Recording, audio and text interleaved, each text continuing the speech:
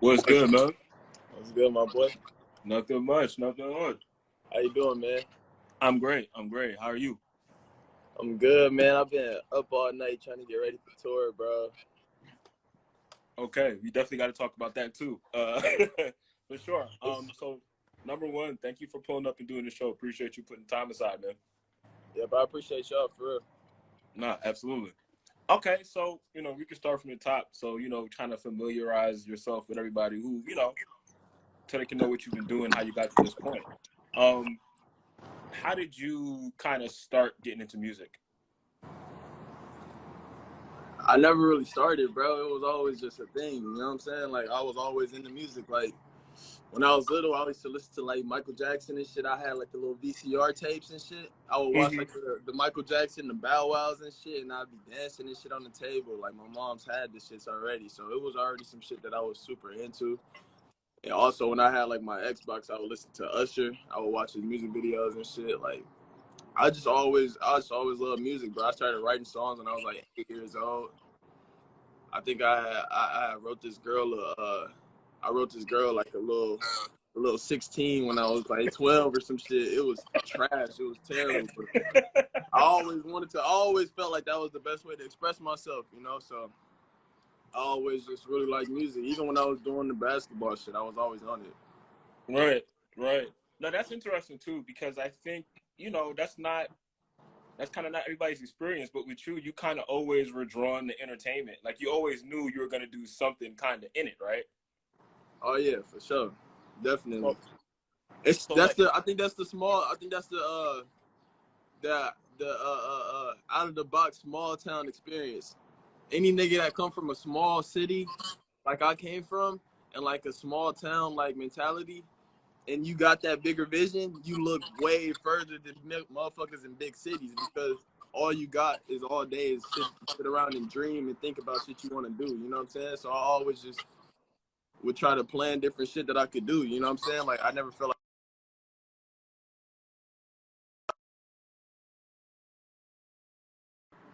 confirmation. It never seemed like I did have a limit. You know what I'm saying? Right. And you moved from Milwaukee, right? Yeah, I did. Okay, so and how old were you when you did that? Do you think that was kind of like instrumental in like you getting more into music and kind of you evolving into it? Most definitely. To this day, I still don't know no studios in Milwaukee, and I probably don't want to know no studios in Milwaukee. You know what I'm saying? Like I don't even think I'd want to. But yeah, most definitely. My mom, she made me move out here, and to this day, I still tell her she saved my life. You know what I'm saying? Because I started going down the wrong path. I always was a good kid, bro. Like I ain't never like I really tried to stay out the bullshit as much as I could. But whenever I started getting around that age, when I was like 14, 13, 15, I started hanging around like the wrong people and shit, started doing some dumb shit, you know what I'm saying? So she said, bro, you finna get the fuck up out of here. I got kicked out of school pretty much. She said, I always say it's the Fresh Prince of Bel-Air shit, because it is. Like, you know what I'm saying? Like, I got in a fight at school, motherfuckers kicked me out and sent me straight to Cali. Same shit. You know what I'm saying? Right. And I think that's cool too, that you look at it as like it saved your life. Like you kind of are self-aware enough to know that you needed to go. I think a lot of people, when they get in situations like that where like, their parents sent them to another state because of how they're behaving, they look at it like with like resentment, but you don't feel that way at all. You're like, no, I needed that. I needed to go. I for sure needed that. You know what I'm saying? Because also, like, you know what I'm saying? Like I said, that out of the box small town mentality only goes so far. You know what I'm saying? You can dream all day and you can have these ideas all day, but if you don't see them in front of your face, it's really no point. And I'm not saying it's impossible, but at the same time, it's harder to connect the dots. You know what I'm saying? Like a dream is so far away from plotting. It's so far away. It's a big ass gap in between those two. You know what I'm saying? So being out here like really helped me, like show me those different dots and those steps and like the actual process of getting to getting anywhere. You know what I'm saying? With anything, because ain't nobody in my city. I don't know nobody in my city riding around in a Rolls Royce or a Ferrari. You know what I'm saying? Never met them, never seen them. If they in Milwaukee, them motherfuckers hiding, bro. Because I ain't never seen no fancy cars. I ain't never seen nobody with just a full goddamn Tom Ford fit on. You know what I'm saying? Like, you just don't see those type of things, so it's harder to understand how to get to that place. Like, I didn't have a mentor. You know what I'm saying? So I think, yeah, I think me being out here definitely like helped connect those dots. You know what I'm saying? Like, I don't know if I would have been able to do it without coming out here. Right. I know you talked about you know, you were playing basketball. I know for me, I know a lot of kind of the first time you really started getting a lot of press is when you were when your song was the soundtrack to the Lonzo ZO2 commercial. And I think people, I'm sure people already knew you were playing ball before that, but I think that was kind of when both worlds like intersected. So kind of what was that time like? That I'm tired of hearing about the basketball shit. But at the same time, I can't be mad at it because Lonzo is a real ass nigga for that. You know what I'm saying? Like, I love them niggas. They're my brothers, bro. Like, you know what I'm saying? Like, real ass shit. Like, that's really all it is to it. Like, we was just homies. You know how you got homies if you play football, if you play any sport. Motherfuckers freestyling on their basketball team. You know what I'm saying? Or their football team. You know what I'm saying? Niggas, everybody can rap when they a hooper. Every hooper think they can rap, and every rapper think they can hoop. It go hand in hand. I just so happened was able to do both, and so was Lonzo. You know what I'm saying? Like, I can't lie, he actually had bars. Like, it's kind of like old head shit, but I still fucked with it. You know what I'm saying? Like, so, my big brother had a studio in his apartment, and he just came to the crib one day, and we was already freestyling in the backyard and shit. And bro wanted to do Drake Free Smoke remix. I was like, damn, I don't know how I'm gonna slide on this, but come on. And I didn't slide on that hoe at all, in no type of way or fashion. So that happened, you know what I'm saying? It is what it is. Can't do nothing about it now, but yeah. No, and I totally, and don't get me wrong either. I totally get your perspective because at the end of the day, that was a while ago, but now it's strictly about music and kind of what you've done. You know, I think you got to this point because of what you do. So, like, definitely don't get me wrong. When I asked about, like, Lonzo and shit like that, I'm not saying that, you know, that's how you got here. You got here because you kept working. Because, as you know, like, to stay consistent in rap is hard as hell. Like, like to keep turning stuff out and people keep caring and keep listening is difficult. And I know after you did that, you started putting out, like, kind of more music. But I think kind of the bigger question is, since you kind of were interested in music like almost your whole life, right? When was the point where you were like, okay, I can really keep doing this and like go somewhere with it now? I don't think that point ever revealed itself to me. It's blurred because after I dropped my first song, I had like, this is before the Lonzo cosign, I had like 12K views just off high school people, like high school friends. Well, not really friends, because motherfuckers really listen. Bro, and that's why I tell people, if you in high school and you like making music, do that shit now, because you got so many haters ready to play your shit. You got 1,000 haters ready to play your song the day it dropped. Like, you got the best audience, bro. And it's like, and also you gotta realize they haters. So if it's all right, they're gonna be like, oh, this nigga, he ain't that bad, I guess. Like, you know what I'm saying? Like you gotta realize the whole high school wanted to hear how trash my shit was. So they checked it out and they said, oh, you actually sound like a rapper. I said, yeah, bitch, that's what I said. That's why I made a song, dumbass. You know what I'm saying? Like, what are you talking about? What do you mean I actually sound like a rapper? Like, I started making, like, anyways, to get back to your question, I ain't trying to get off point, but like, I knew as soon as I dropped my first song and I had those many people listening to my shit, because I always knew growing up, but you know what I'm saying, sometimes you do need that confirmation. Like, you got ears, you don't want your shit falling on deaf ears, you know what I'm saying? So I always felt like I had it in me, you know what I'm saying? As long as I got people listening, I could prove something to them, and that's always been a goal of mine, you know what I'm saying? Right. So, okay, so the song for the commercial is out. Your school knows you rap. Other players know you rap. Everybody kind of becomes a thing now, right? Was there a song after that point that you put out that is like starting to take off now? Like after you put out your first song, like was there another song that kind of like you felt got you on the map? Nope. It took a long time for that. I started rapping I would say my junior year summer. which was Mm-hmm. also my best year of basketball because I was playing AAU with Mm-hmm. LeVar Ball's team, and it's when I just so happened started to get good at basketball, and I realized something.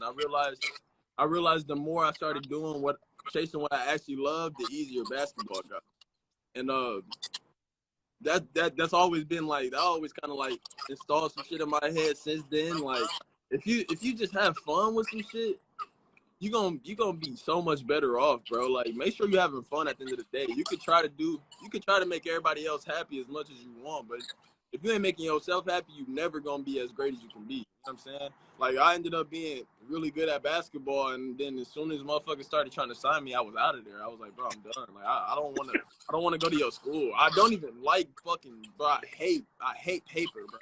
You know what I'm saying? Like it's 2022, bro. I hate paper. Like you're not gonna catch me writing down lyrics, bro, on a piece of paper. You know what I'm saying? And you're not gonna catch me reading no book or writing down a fucking paragraph.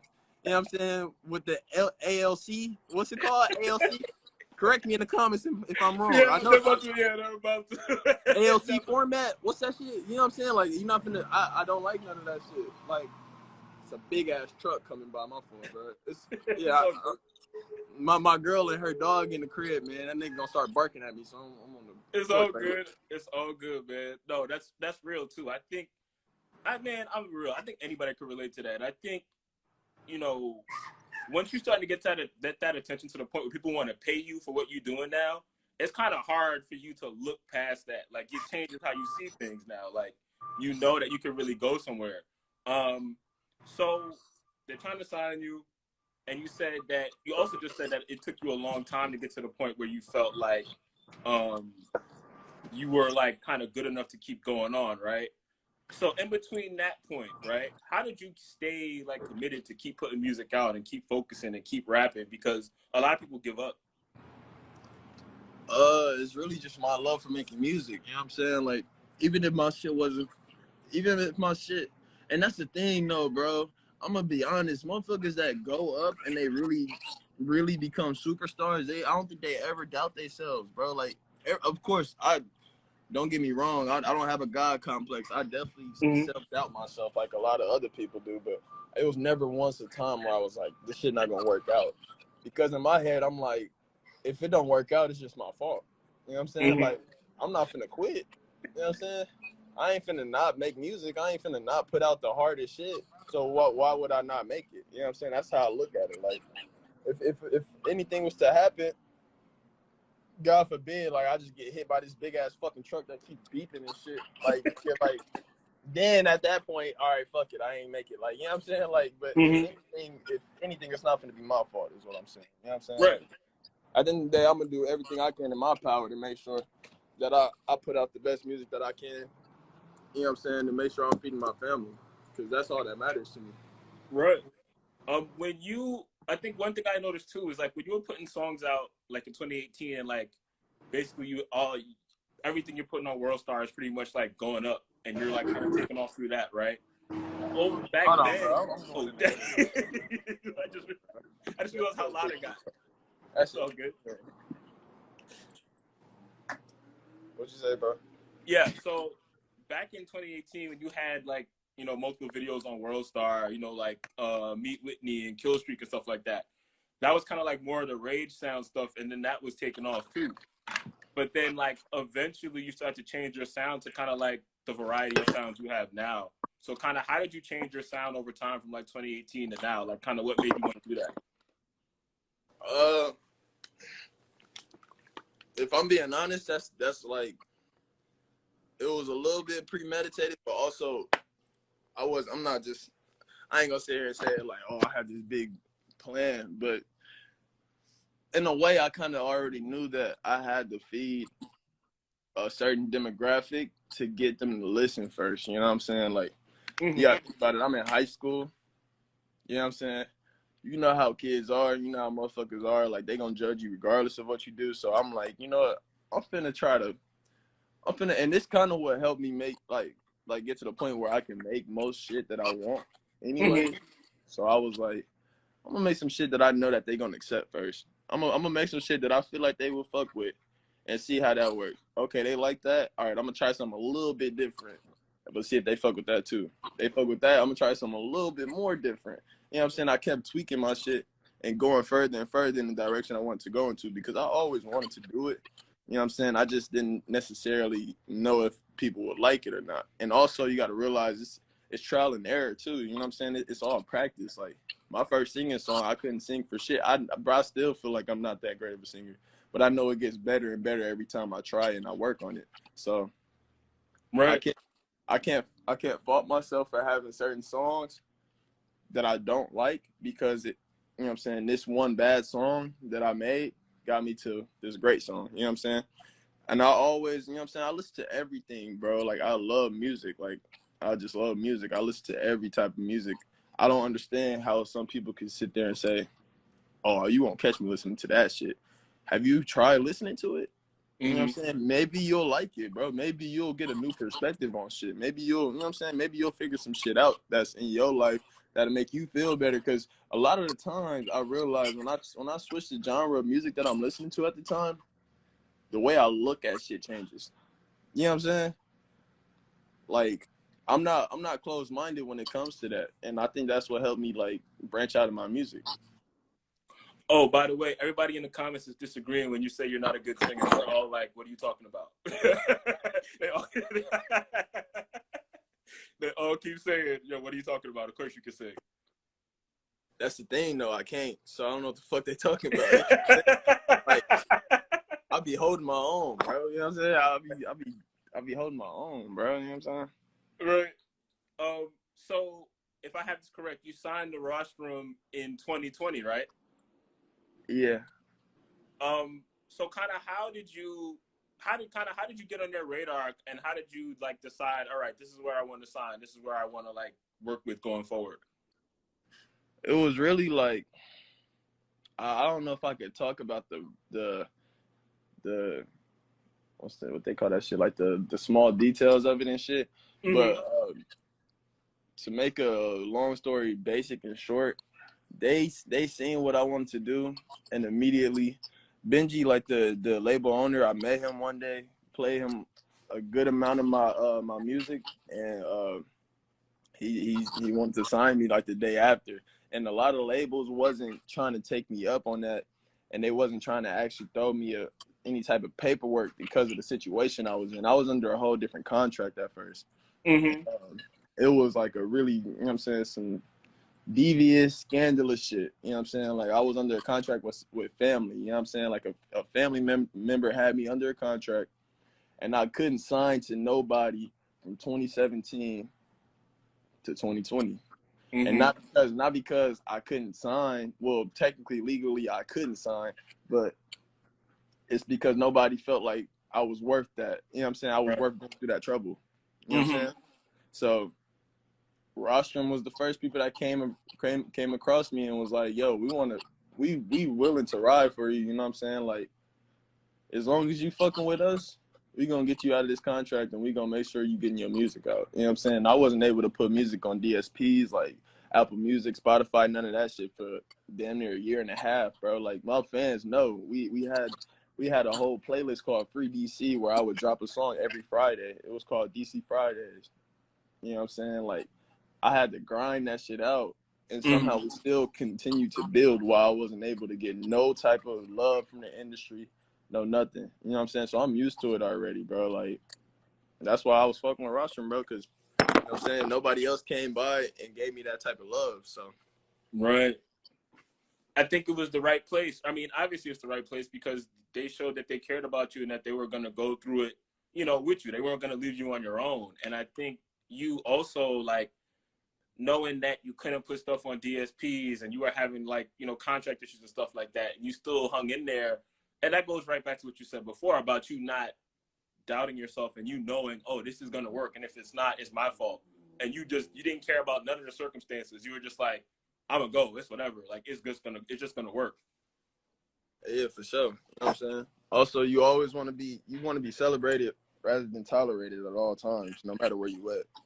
I always do that. Like you wouldn't catch me going to UCLA to sit on the bench, nigga. I'd rather be playing in buttfuck Oklahoma. You know what I'm saying? Right. A starter, nigga. You know what I'm saying? with Right. my jersey in the banners, like, you know what I'm saying? And they gym ain't got AC. Like, you rather catch me there than at a school where motherfuckers like, oh yeah, yeah, we'll play you later, man. Just keep practicing. You know what I'm saying? Right. Like, you know what I'm saying? Same thing applies everywhere in life. You know what I'm saying? Relationships, friendships, whatever the case, business relationships, whatever you want to call it. You know what I'm saying? Like, you just gotta always go where you want it. You know what I'm saying? Right.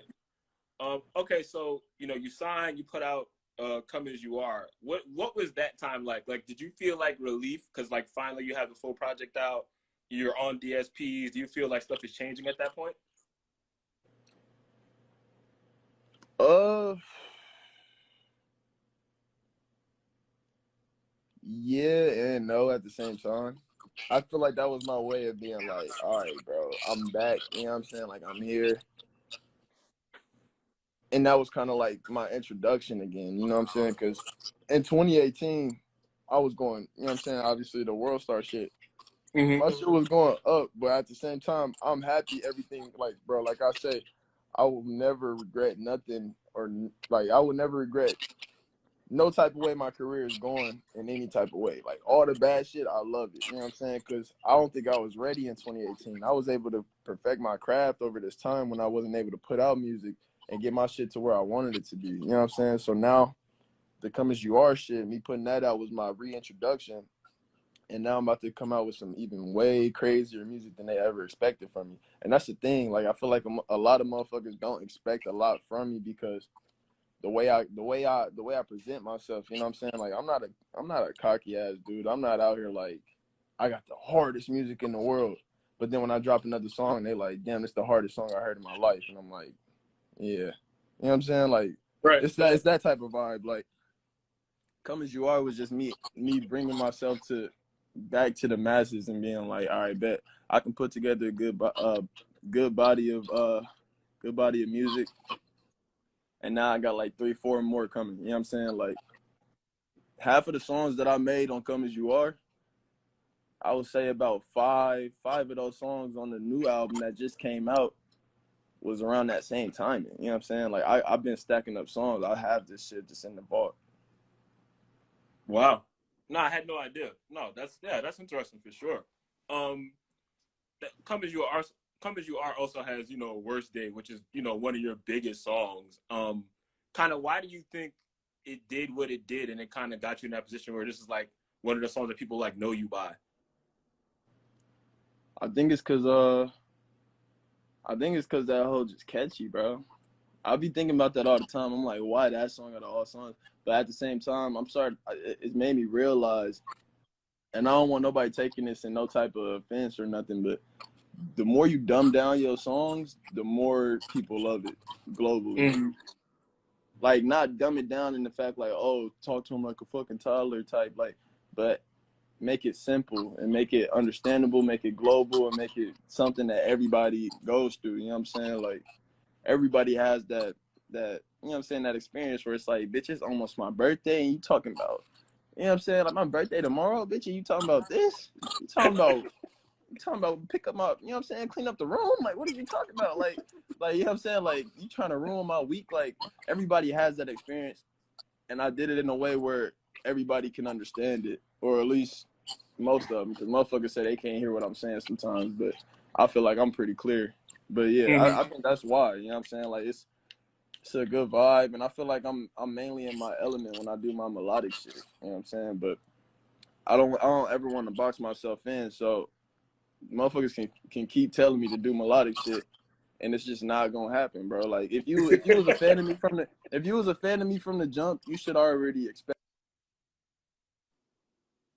Right.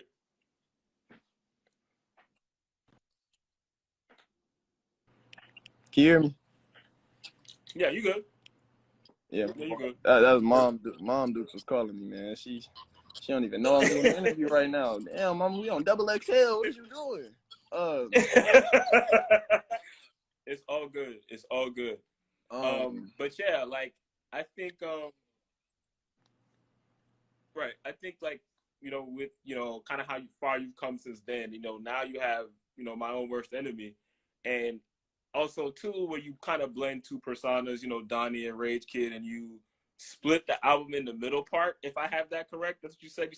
You said there's a middle song that like transitions between the two of them, right? It's really like 2 or 3 that I would consider that. But there's one that like really stood out to me where I was like, okay, this feels like both of them meeting on the same track, and that is the PSA song, yeah. Mm-hmm. Kind of, how did you get the idea to like make it with two different personas and like make it like fit together? Because none of the songs don't sound out of place, right? Like if somebody was listening to it and didn't know about the two personas, it wouldn't sound weird. It just sounds like it's complete. So like, kind of, how did you pull that off? Me and my manager was just talking about it while we was putting together the tour set list.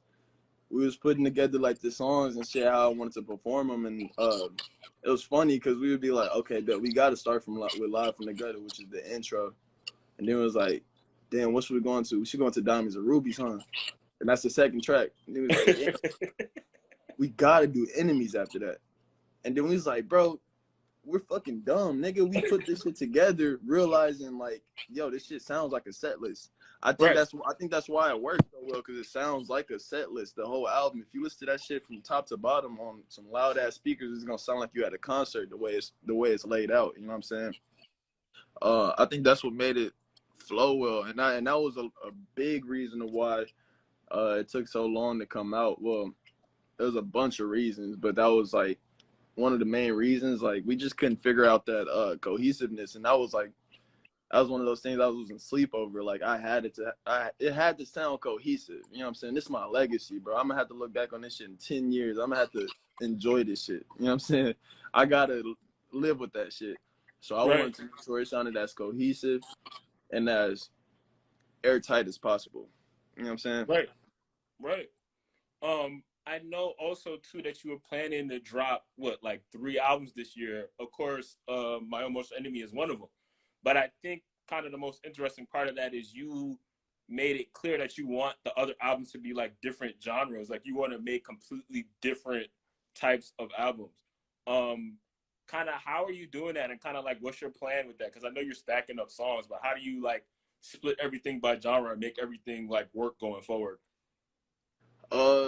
I'll be a liar if I sat here and told you I had a plan. I don't have a plan yet. You know what I'm saying? Like when it comes to that in particular, because I never was able to, like I said, I like to make everything, but at a certain point you got to be able to hone in on and not tone down, but be able to focus in on certain shit that you got. You know what I'm saying? Like I haven't once put together a project. Well, I have like mock-up ideas on my computer and shit, but I haven't once put together a project with just one cohesive sound. Because I always feel like, yo, they need to hear this too. You know what I'm saying? Like I can't not put this out. They got to hear this too. You know what I'm saying? So it's really just trial and error, bro. You know what I'm saying? Just keep recording, keep making songs. That's all I've been doing since I dropped my album. You know what I'm saying? So I'm just trying to figure it out. Lately, I've been into a lot of like, I just been into a lot of like my pop punk shit again, bro. Like, I just been back on it, bro. And that shit, I feel like that's what helps me like open my ears. Okay, we start there. Boom. Now we can go into the electronic. Let's see what the electronic shit sound like. Okay, I could do some shit like this. I could use elements from this. I could do shit like this. You know what I'm saying? That's how it's like, for me, it's going to the drawing board. You know what I'm saying? Listening to music and trying to discover new artists, or listen to how other artists do shit, because I seen Pharrell say some shit. He said, motherfuckers can act like they creating all day, but at the end of the day, you're really just going to a database library and checking out ideas. You know what I'm saying? Right. You make it your own at the end of the day. You ain't finna just copy no motherfucker, but at the end of the day, what you want to do is probably already been done. You know what I'm saying? It's good to do your research and figure out what you want to do, because sometimes you don't know until you hear it. You know what I'm saying? Right. No, I think that's a really good way of putting it. Right. I think, you just kind of take all your influences and express it your way, like make it customized to you. There's always kind of a way to go about that, and also, be unique. Kind of going back to the album you have out now, with My Own Worst Enemy, you put I Want You is out now. It's on YouTube. is starting to catch on and starting to move for sure. Kind of, are you realizing that you kind of had like that touch, like you kind of know what people are gonna like now, like you're at that point? Yeah, I know my audience. You know what I'm saying? Like at the end of the day, I know my fans.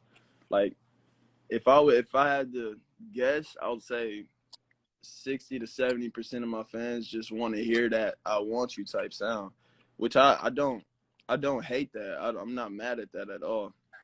So I understand what they really gravitate towards.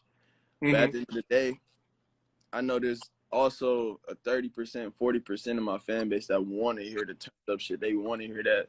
You know what I'm saying? Like they want to hear that from me. Like not saying they just want to hear that in general. Like they want to hear that shit from me. So I give them that too. You know what I'm saying? Like if they ain't want to hear that shit from me, they can go listen to that shit from somebody else. I don't give a fuck. Like at the end of the day, I'm gonna make what my fans want to hear.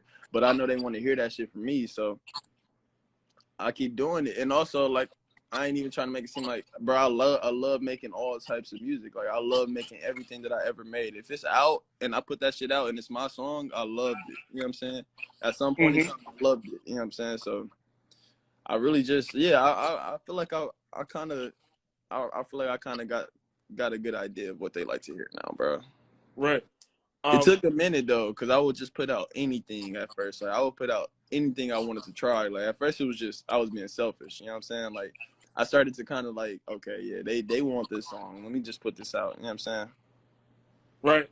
No, I mean, and and for sure, I think that's just part of being an artist. I think a lot of acts start out and they're just like, all right, I'm putting it out. And I think with that, but doing that helps you. That's how you got to this point, though.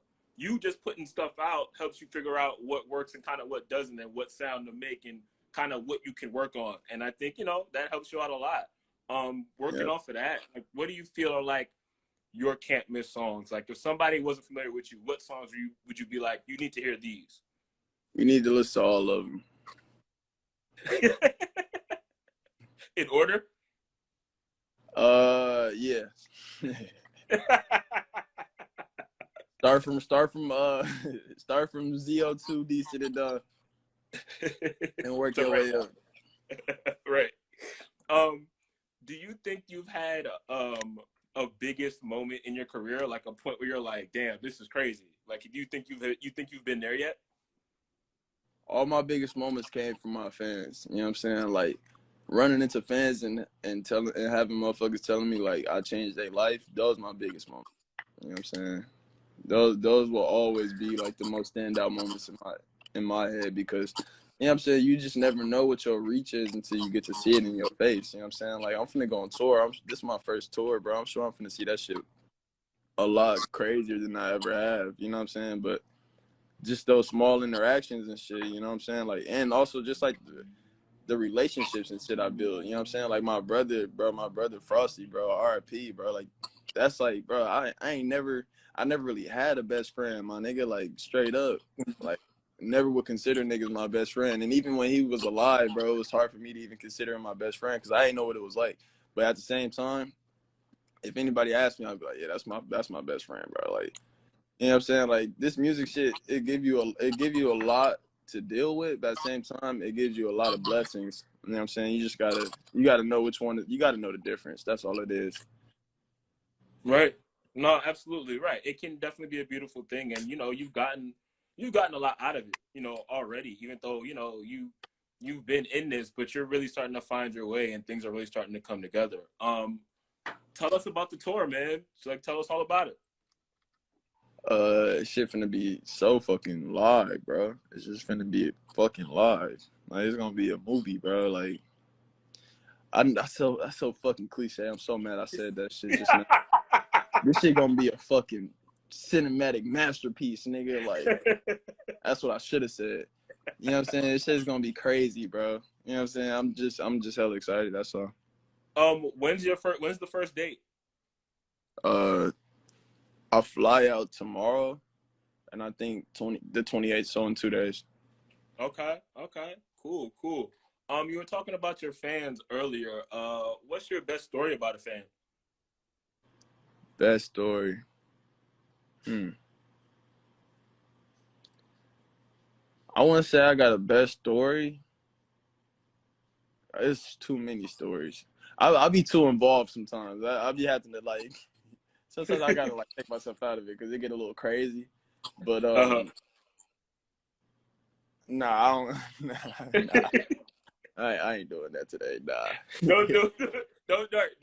Don't do it. I ain't doing Don't that do it. today. It's fine. Don't Yeah, do it. What's something most people don't know about you? Like, is there something people will be surprised to know about you?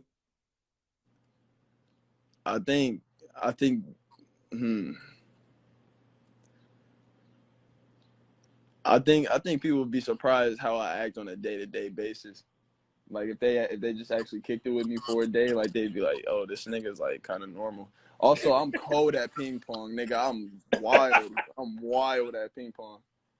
Um, what else? Skate. I think the fans know that, bro. I'm a normal nigga, bro. You know what I'm saying? Right, right, I'm right. a normal nigga. Like I'm just fucking freakishly tall. You know what I'm saying? And handsome. How did you pick up? How did you pick up the ping pong skill? Like, where'd that come from? Because everybody's not good at ping pong. Uh, to keep it real with you, bro, like we got this ping pong table like what like 3 months ago or some shit. It was fun at first, you know what I'm saying? It was just casual play, but then we got this nigga named Louis in our squad. You know, he one of them type of niggas like as soon as we pick up anything, he's like, okay, let me go on YouTube and figure out how to do this serve the best way possible. And ever since then, you know what I'm saying? Like, motherfuckers ain't playing no more. It stopped being smiles. Like, when we started having ping pong tournaments, niggas is like, kind of like, motherfuckers kind of got a meme mug going. And I'm like, oh, this is that type of tournament. All right. And then whenever I figured out my serve, like, I just got like an unbeatable serve. That's really what happened. Like, it just, after that, it was done. I know That's they funny. so mad right now that I got the platform to say this shit because they can't defend themselves. That's the crazy part about it.